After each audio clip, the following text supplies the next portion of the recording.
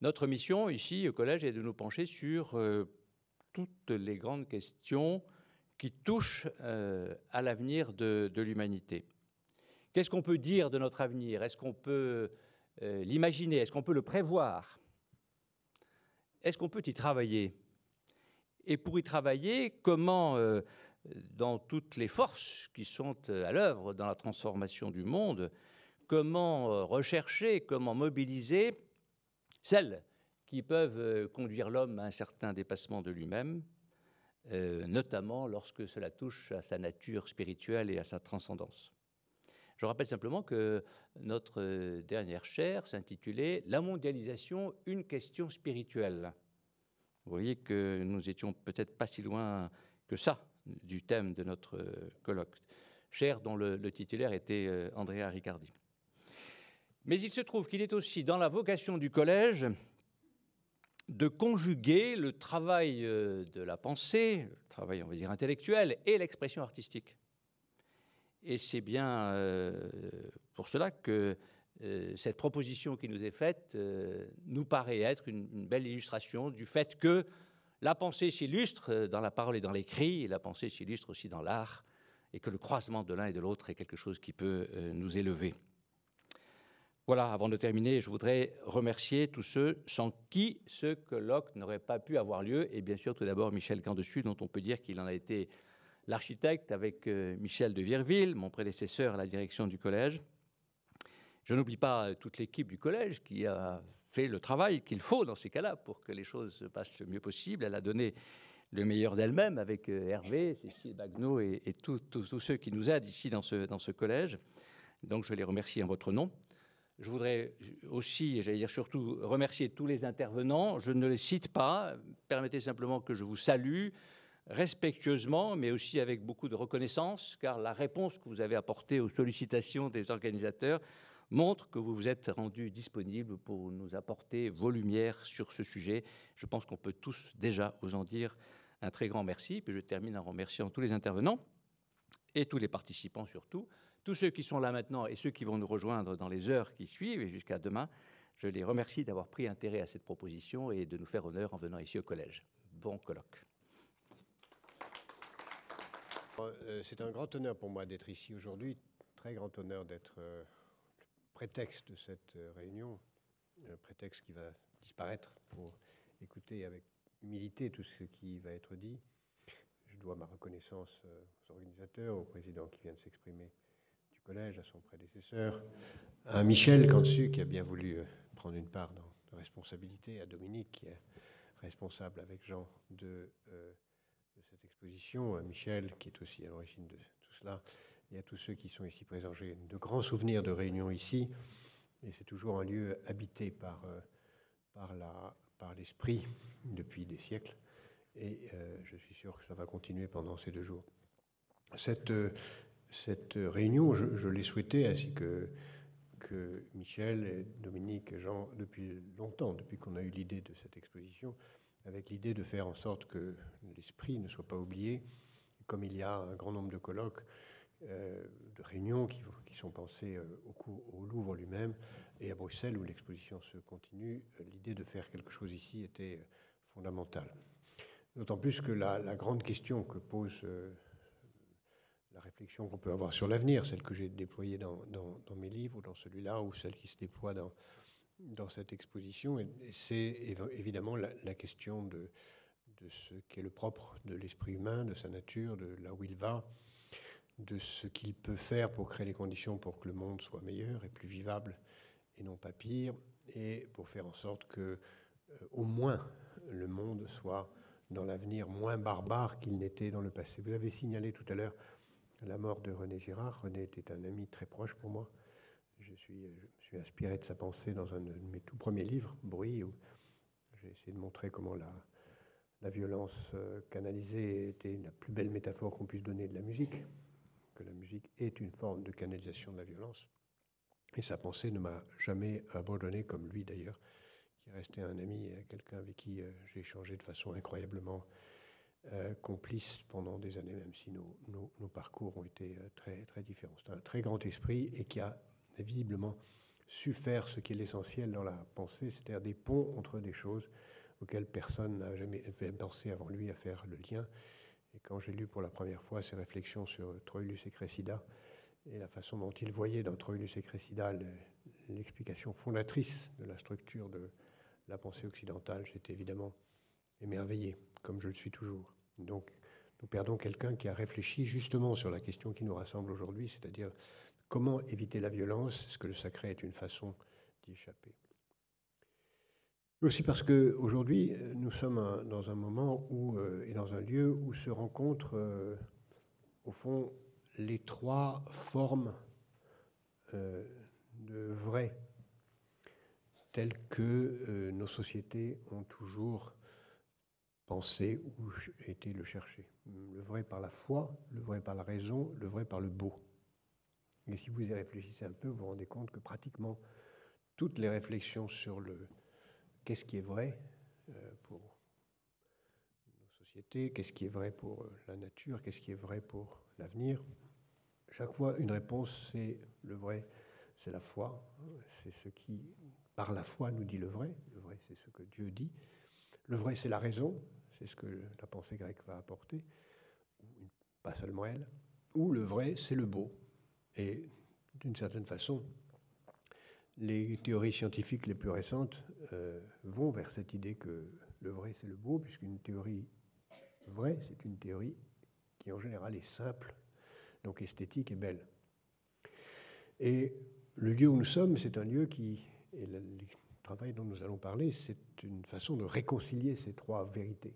La vérité de la foi, la vérité de la raison et la vérité du beau. Comme vous savez, évidemment, un très grand penseur musulman, européen, espagnol, mais musulman, Ibn Rushd, disait lorsqu'on opposait devant lui la raison et la foi, il disait cette phrase fondatrice au XIIe siècle, « La vérité ne saurait contredire la vérité ». Autrement dit, la vérité religieuse, si on a la foi, ne peut pas craindre la vérité scientifique, puisque la vérité scientifique, si on a la foi, ne peut que confirmer la vérité de la foi. Et donc, il faut avoir peur ni de l'un ni de l'autre. Et aujourd'hui, je crois que dans le monde dans lequel nous sommes, cette harmonie entre les trois formes de vérité est absolument centrale. C'est dans le beau que se trouve l'expression la plus parfaite de la transcendance. Moi, je ne trouve pas de transcendance meilleure que dans la musique, qui est pour moi la forme suprême du beau. Pardon, Dominique, de ne pas le voir dans l'icône. Mais aussi parce que, dans un monde aussi troublé, si nous ne trouvons pas une façon de recréer une utopie du beau, alors le risque de la barbarie sera de plus en plus grand. Et les 2 jours que nous allons passer ensemble autour de cette réflexion, est-ce que notre monde va vers la démesure du bien ou la démesure du mal, doivent à mon avis toujours s'inscrire dans cette réflexion. Pour échapper à la démesure du mal, il faut avoir en soi cette triple ambition, la foi, la raison et la beauté. Je vous remercie. Bonjour à toutes et à tous et merci infiniment au Collège des Bernardins d'avoir voulu consacrer ce grand événement, ce bel événement à cet enjeu d'interrogation sur l'avenir que pose à la fois l'ouvrage de Jacques mais aussi notre exposition qui s'est ouverte au Louvre le 21 septembre et qui est présente jusqu'au 4 janvier au Musée du Louvre. Et merci beaucoup à Jacques Attali de cette possibilité qui nous a donné de travailler avec lui, de travailler aussi de manière à la fois libre, et je le remercie toujours et de façon répétée de sa confiance, la confiance qu'il nous a portée à Jean et à moi pour la conception de cette exposition.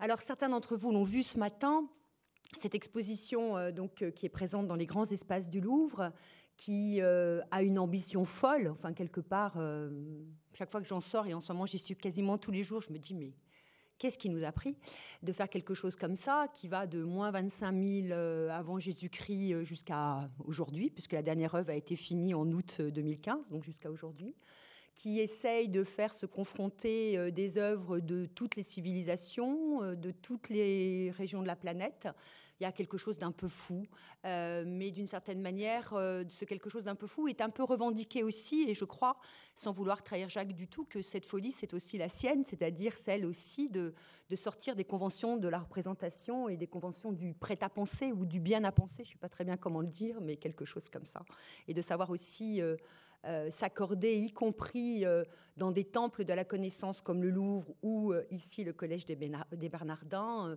des chemins de traverse ou des façons d'aborder les choses de façon différente. Cette exposition, vous l'avez vue ou vous la verrez, elle est à la fois, et je crois de manière revendiquée et en parfaite complicité avec Jacques, à la fois fidèle et traîtresse, si je peux dire ainsi, mais c'est le genre de l'exposition qui veut ça, puisque le genre de l'exposition n'est pas celui du livre. Et pour me confronter parfois aux deux, ou souvent aux deux, l'expression n'est pas la même. Le genre de l'exposition, c'est celle de la monstration de l'œuvre d'art, avec ce que ça permet d'émerveillement, et je tiens beaucoup à cet enjeu de l'émerveillement, à tous les sens du terme merveille, qui est un terme magnifique et qui renvoie aussi au chef-d'œuvre. Donc l'exposition, ça renvoie à l'émerveillement, mais ça renvoie aussi à une forme d'inintelligibilité. L'œuvre d'art, par essence, n'est pas intelligible directement, et elle a forcément plusieurs sens, et c'est ce qui fait aussi sa grâce et sa qualité. Alors que le livre, la pensée écrite, a une pensée ordonnancée, a une pensée claire, a une pensée syntaxique. Donc par essence, une exposition fondée sur un livre est forcément à la fois fidèle, mais aussi traîtresse. Et c'est ce que nous avons fait, mais nous l'avons fait, je crois, en plein accord avec Jacques, pour essayer finalement de montrer avec une exposition telle qu'elle ne s'était jamais faite comme ça, en tous les cas au Louvre. Alors je me méfie des jamais, parce qu'il y a quelqu'un dans la salle qui va me dire « Mais non, madame, pas du tout. Je ne sais pas, en 1975, quelqu'un a fait ci. » Bien évidemment, donc je ne dirais pas jamais, mais en tout cas jamais au Louvre comme ça. C'est-à-dire l'ambition aussi de lier à la fois passé et présent, de lier les réflexions sur le passé et le présent avec ce qui pourrait nourrir le futur, et d'essayer de rappeler, ce qui est bien sûr particulièrement cher à mon cœur en tant que conservateur, l'idée que le musée n'est pas en dehors des débats de la société, l'idée que le musée, en tant que lieu de conservation de l'art, est un lieu qui agit sur la société, est un lieu qui est en résonance avec cette société et est un lieu qui a des choses à nous dire par rapport à cette société. Et ça me semble fondamental de le rappeler aujourd'hui.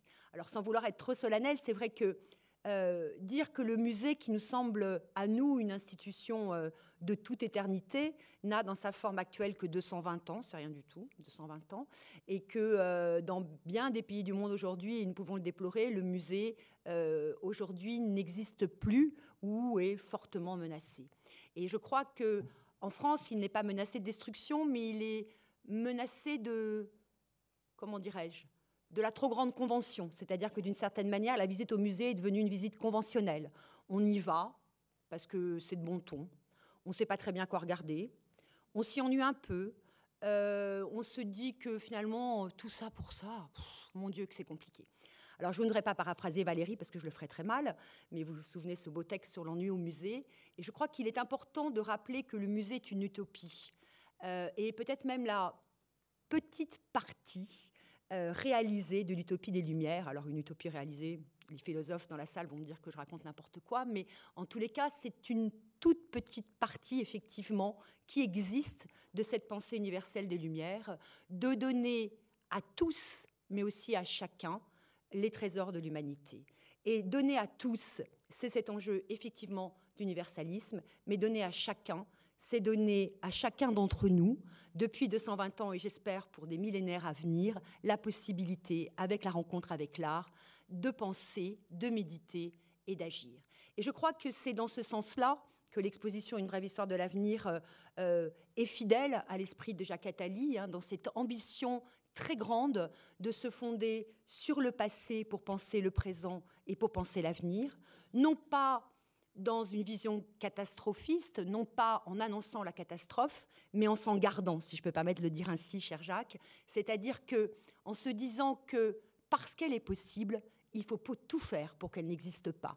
Alors je crois quel meilleur lieu pour avoir cette discussion et ces débats qu'ici, lieu de haute spiritualité, mais aussi de haute connaissance, pour effectivement se garder de cette catastrophe et peut-être se souvenir que c'est grâce à des copistes, à la fois moines mais aussi séculiers, à la fois occidentaux mais aussi orientaux, que les textes d'Aristote nous ont été transmis, que sans eux, nous ne les connaîtrions pas, et qu'ils ont donc, dans leur obstination par rapport à la résistance à l'esprit de leur temps, dans leur courage, dans leur ténacité, ils nous ont permis à nous, aujourd'hui, de les connaître.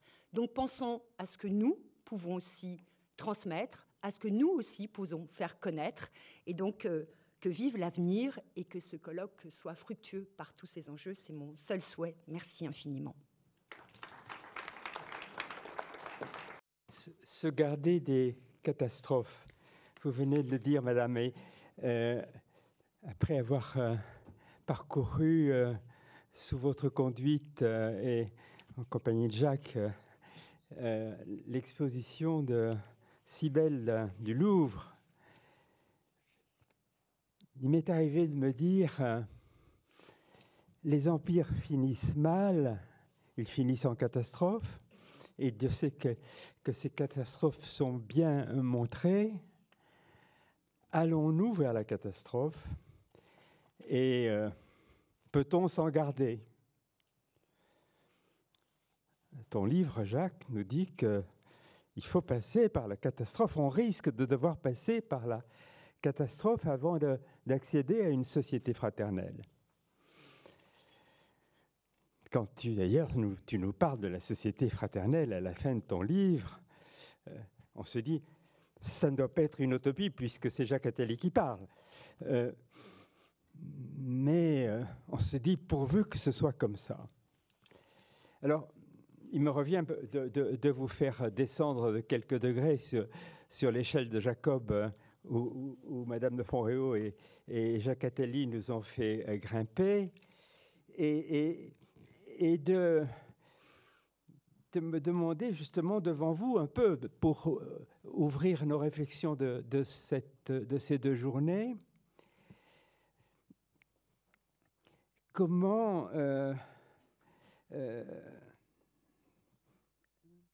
vivre ce temps qui nous attend, ou en étant déjà en train d'essayer de bâtir sur les socles des colonnes qui annoncent à la fin de l'exposition une reconstruction possible. En tout cas, une chose est claire et qui ressort bien de ce parcours, c'est que l'épanouissement et la survie de toute civilisation dépendent fondamentalement, c'est au moins ma lecture, de leur ancrage spirituel. Mais on le sait mieux, après avoir fait ce parcours, les empires meurent dans la fureur. Et on peut se demander si la fureur n'est pas à nos portes. Il suffit d'ouvrir les yeux. Il y a maintenant, tous les jours, on s'y habitue presque, ces cortèges de migrants qui vont se cogner de plus en plus sur des murs. J'étais récemment à diverses rencontres concernant l'Afrique en particulier, et on me parlait de ces innombrables jeunes parents qui, à chaque minute, à travers le monde, en Afrique particulièrement, pleurent un enfant meurt de faim ou victime de l'eau souillée. L'un de mes interlocuteurs me disait « compte jusqu'à 7 ». 1, 2, 3, 4, 5, 6, 7. Pendant 7 secondes, un enfant est mort de faim. Alors on ne peut pas... Il est très difficile de se dire que cela peut durer longtemps sans révolte. Peut-on croire que les choses se calmeront, que la théorie qui a longtemps fait rêver les économistes, la théorie du ruissellement automatique des richesses, permettra à la main invisible de venir à bout finalement de tant de souffrances? Il est clair que ce serait une folle illusion que de le croire. Et donc, il est légitime de penser que, oui, l'empire marchand, qui étend son emprise sur le monde, ira, comme ceux qui l'ont précédé, tôt ou tard vers sa fin, que cette fin risque d'être précipitée par l'universelle marchandisation du monde, les pulsions d'accaparement, la poussée des inégalités qui entraîneront probablement, inéluctablement, bien que inéluctablement n'est peut-être pas un mot très honnête quand il y a quand même un espoir de s'en sortir, d'inéluctables révoltes et des conflits, peut-être d'une violence sans précédent. Alors comment ne pas se demander comment agir sur le cours de l'histoire? Et pour parler comme l'a fait un jour le général de Gaulle, comment ne pas se demander s'il n'y a pas encore des forces qui n'ont pas encore donné ou qui pourraient donner davantage, à condition de travailler ensemble, qui soient capables d'éviter ce futur d'apocalypse, qui soient capables de nous rendre à la maîtrise de notre destin, de le rendre plus humain, en éradiquant véritablement la misère et la violence. Ici, au Bernardin, comme d'autres, en beaucoup d'autres endroits, nous espérons que les forces spirituelles, les forces humanistes, les sagesses, les forces religieuses pourront y contribuer. Nous nous sentons solidaires de tous ceux, de toutes obédiences qui, à travers le monde, souvent trop dispersés, s'y consacrent déjà, silencieusement, sagement, héroïquement, saintement. Mais, nous le savons, ces forces spirituelles n'ont pas toutes bonne presse. Et elles n'ont pas toutes un excellent track record. Je ne sais pas comment on dit ça en français. On nous parlera des vieilles croisades ou des massacres du XXe siècle au nom d'idéologies folles, soit. Mais outre leur repentance, que nous aimons leur voir répéter, outre leur repentance, pourquoi ne pas entendre l'appel de toutes ces spiritualités, cet appel qu'ils font dans leur propre langage à la fraternité des hommes? N'est-il pas temps de reconnaître que toutes ces spiritualités sont, pour ceux qui les suivent, chemin d'espérance, de perfectionnement humain et de salut? N'est-il pas temps de les aider à se reconnaître, non plus comme des causes de division ou de violence, mais comme ouvrières, toutes ensemble, dans le chantier commun de la construction de ce monde meilleur que nous voudrions pour les générations qui vont nous suivre? N'est-il pas temps de les écouter nous dire quelles paroles communes elles pourraient porter pour pacifier et civiliser les rapports entre les hommes? N'est-il pas temps, enfin, de les écouter nous dire ce qu'elles attendent les unes des autres pour pouvoir s'engager plus avant dans un dialogue fraternel, pour rendre plus concrète leur contribution à ce sauvetage du monde sur tellement de fronts? Voilà ce que nous aimerions faire au cours de ces 2 journées. Nous voudrions qu'elle soit d'abord une sorte de fête de la rencontre, mais nous pensons qu'elle pourrait aussi encourager chacun d'entre nous à emprunter plus hardiment, à partir de sa propre sagesse, un chemin à tracer ensemble, faire ce monde de justice, de paix, de fraternité. La fraternité, ce seul devoir que la Déclaration universelle des droits de l'homme impose à tout homme parce qu'il est homme. Pour ouvrir nos réflexions, nous avons demandé à Madame Vaira Vique-Freiberga d'ouvrir nos travaux. Nous la connaissons bien à Paris. C'est une femme de réflexion et d'action. Son histoire personnelle se confond avec les moments les plus tragiques et en même temps les plus remplis d'espérance de l'histoire de l'Europe récente. Née à Riga, elle connaît, après l'invasion de son pays, les camps de réfugiés en Allemagne, puis un exil au Maroc où elle fait ses études secondaires, puis elle sera universitaire et professeure de psychologie à Montréal, puis elle regagne son pays. Elle y sera, sans jamais avoir fait de campagne électorale, élue présidente de la République et réélue. Elle a exercé donc les plus hautes responsabilités politiques.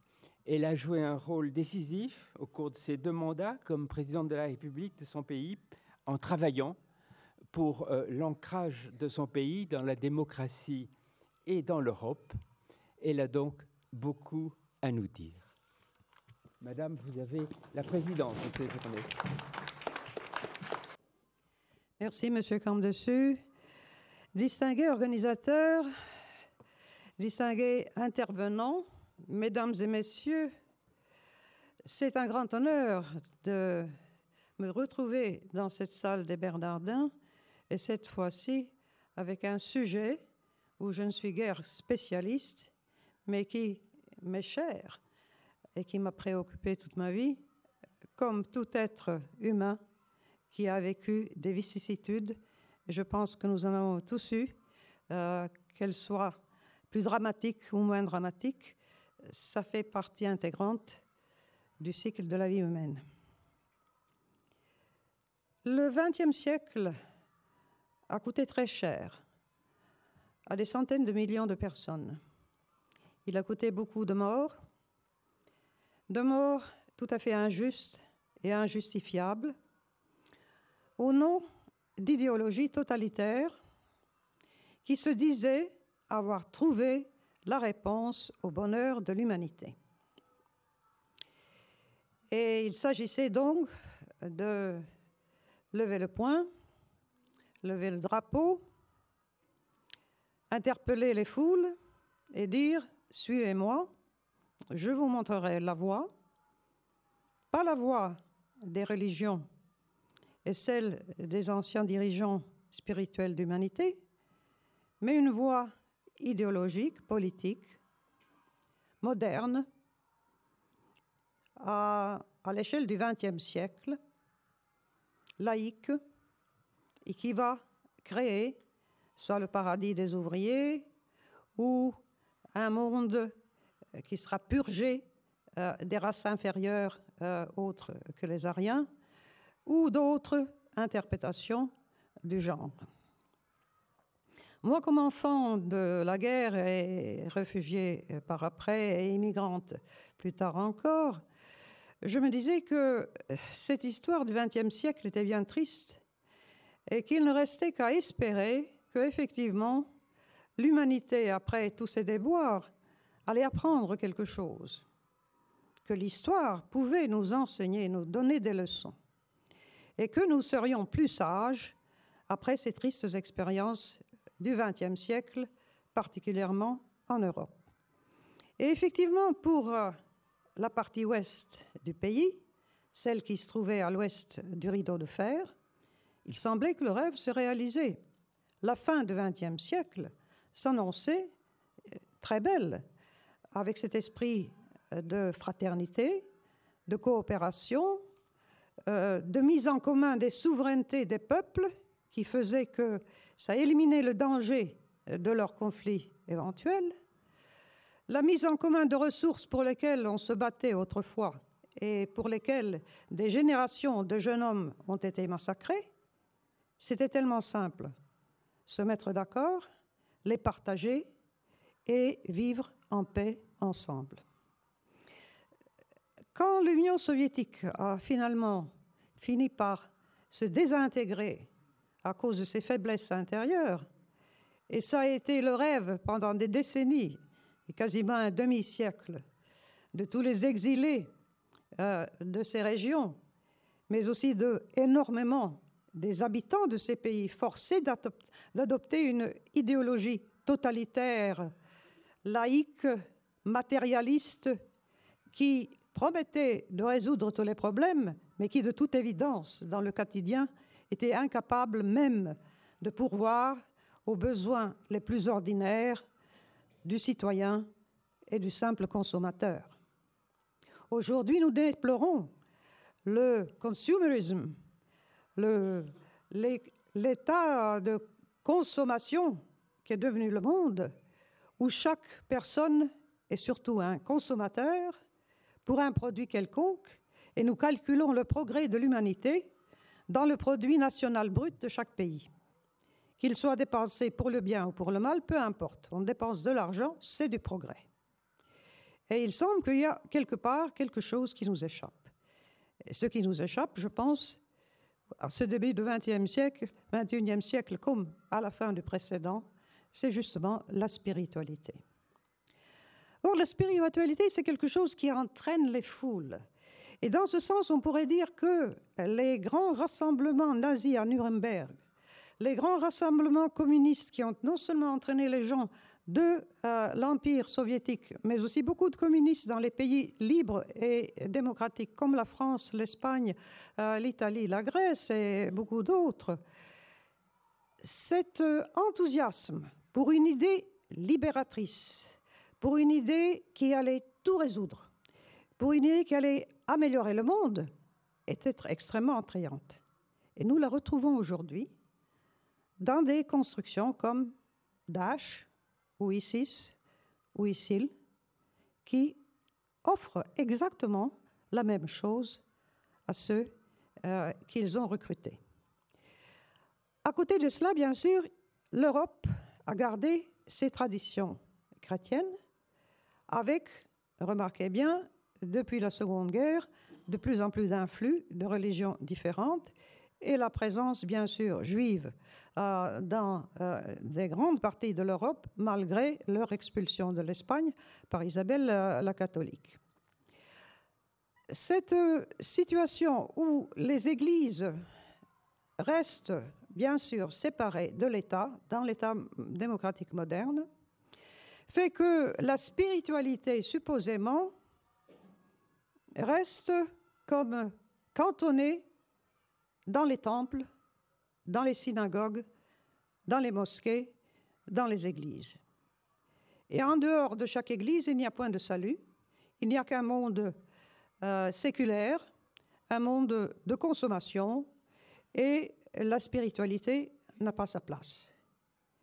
Et ceci marche très bien pour les gens qui ont la foi et qui peuvent s'allier et se trouver chez eux, se sentir confortables au sein d'une église, d'une congrégation, d'une fraternité spirituelle ou religieuse. Mais il y a tellement de monde qui, dans cet âge de progrès de la science, ne trouve pas la foi. J'ai parlé à beaucoup de personnes qui disaient « Il me manque quelque chose dans ma vie, il me manque cet aspect spirituel, je ne le trouve pas parce que j'ai perdu la foi.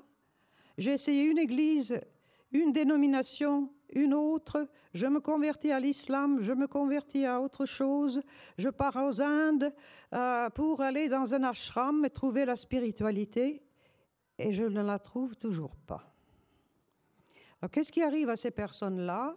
Je pense que nous avons deux aspects de la spiritualité qu'il est important de distinguer. Il y a pour les grandes religions, du moins celles qui sont les plus connues, certainement les trois grandes religions du livre, qui ont des livres sacrés que l'on doit suivre quasiment à la lettre, si on est fondamentaliste. Nous avons ce qui est appelé parfois un vaisseau privilégié qui a reçu le bénéfice, la bonté du ciel, de révélation divine, les prophètes donc, des grandes religions, les prophètes de l'Ancien Testament, Jésus, Mohammed, Bouddha et d'autres, des avatars, qui ont reçu un message divin. Ils ont achevé un état de conscience d'un niveau tout à fait différent de celui de la personne ordinaire, Et ils ont transmis à leurs contemporains, qui l'ont retransmis à la génération suivante. Et c'est ainsi que les grandes religions sont nées, par cette transmission longtemps orale, d'ailleurs, de textes sacrés qui ont été reçus d'un de ces vaisseaux privilégiés de l'Esprit divin qui a reçu et compris un message qui venait d'en haut, inexplicable par la science, inexplicable par la simple raison humaine, quelque chose qui justement dépasse l'entendement humain, mais qui pour ceux qui les suivent, pour leurs adhérents, demande ce saut de la foi que saint Augustin, dans sa confession, il écrit qu'il y a des éléments de la foi qui ne sont pas crédibles. On ne peut pas les comprendre rationnellement.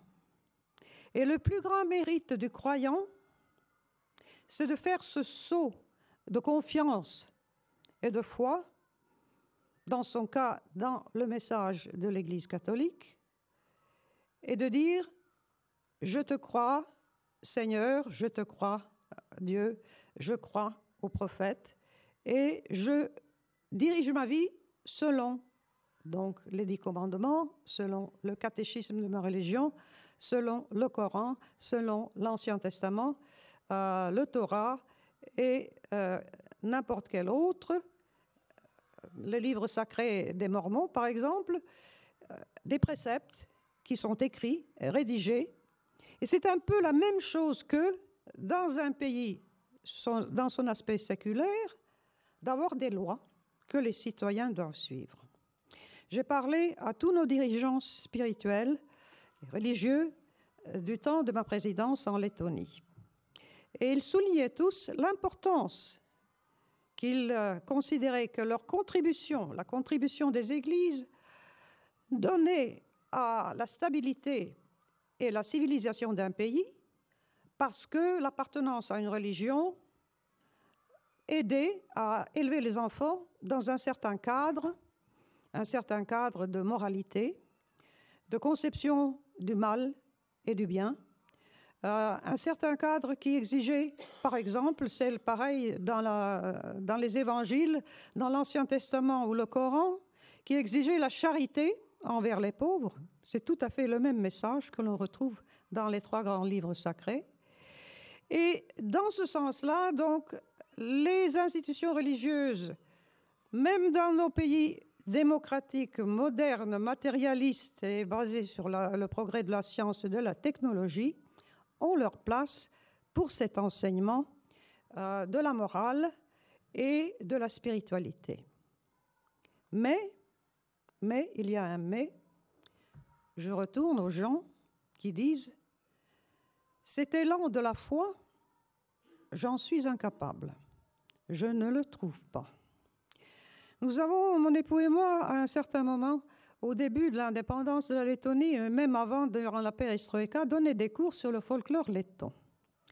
Et le folklore letton est une tradition orale qui contient beaucoup d'éléments de la religion pré-chrétienne, une religion de la nature, puisque la Lettonie, ensemble avec la Lituanie, ont été les derniers pays christianisés dans toute l'Europe. Le pape Innocent III a déclaré une croisade en 1199 contre les derniers païens du nord-est de l'Europe, parce qu'il avait beaucoup de chevaliers sans emploi qui avaient quitté Jérusalem, qui venaient de tomber aux mains des musulmans.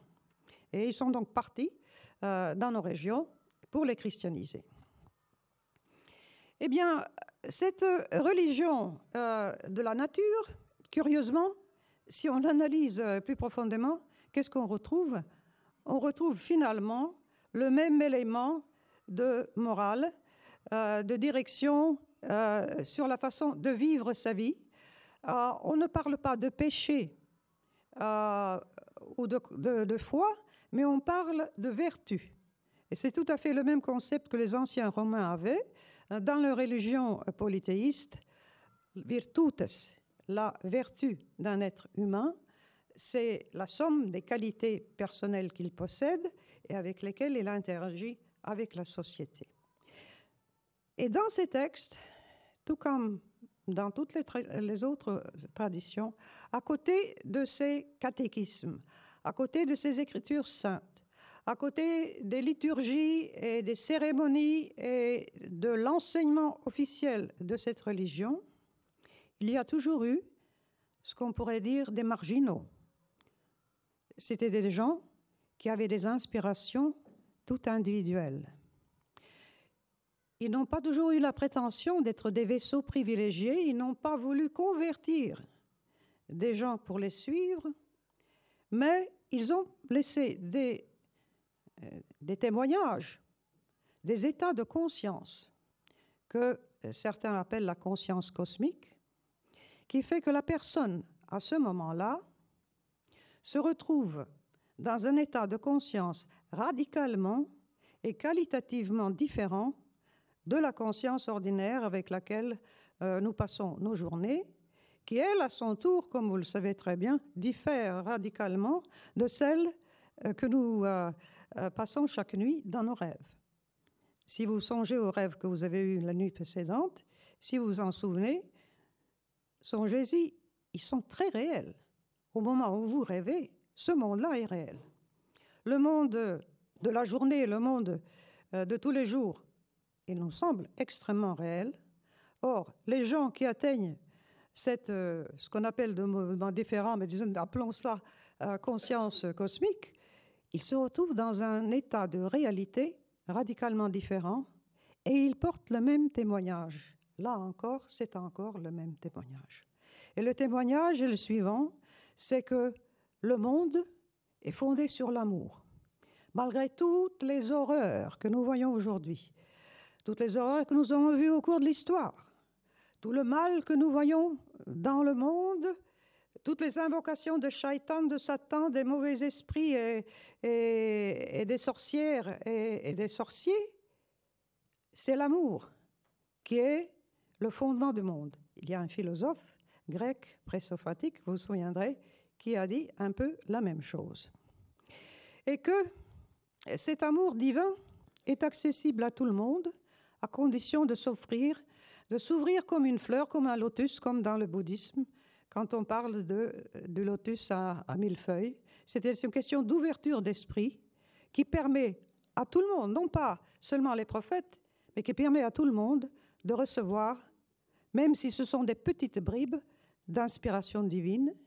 Et à ces moments privilégiés-là, la personne comprend tous les messages de toutes les religions qui ont jamais été faites, qui sont très simples, que le monde est fondé sur l'amour, que le monde est fondé sur le pardon, et que nous sommes tous, non seulement frères et sœurs dans la race humaine, mais que nous sommes tous part de la nature. Il m'est arrivé des moments saints de ce genre où, étant sur le Barrier Reef de l'Australie, dans un bateau avec un fond de verre, une énorme tortue est sortie des grandes profondeurs et elle s'est arrêtée tout près du bateau et j'avais l'impression qu'elle me regarde et qu'elle me passe un message. Et le message est le suivant. Nous, les tortues, nous sommes là depuis 350 millions d'années. Et nous vivons en paix et en amour et en harmonie avec la nature. Vous, les humains, qu'est-ce que vous faites ici? Est-ce que c'est votre place? L'océan nous appartient.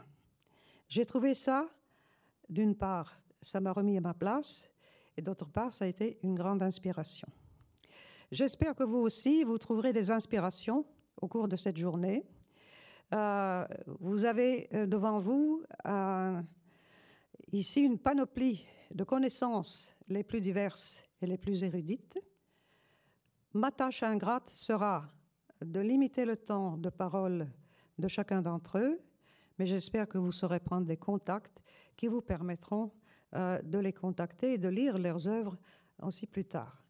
Mais alors, le message de la spiritualité, voyez-vous, si c'était pour dire, est-ce qu'il y a 3 choses que je pourrais dire pour faire un monde plus civilisé plutôt que barbare? il faut 3 choses essentielles. Primo, le respect de la vie humaine, à commencer par la sienne propre. Cela exclut d'abord les meurtres et cela exclut aussi les suicides des terroristes. Paraît simple, difficile à réaliser. Deuxièmement, le respect de la dignité humaine. Cela veut dire qu'il n'y a pas d'intouchable, qu'il n'y a pas de différence entre la dignité des hommes et des femmes, ni quelque autre différence de ce genre.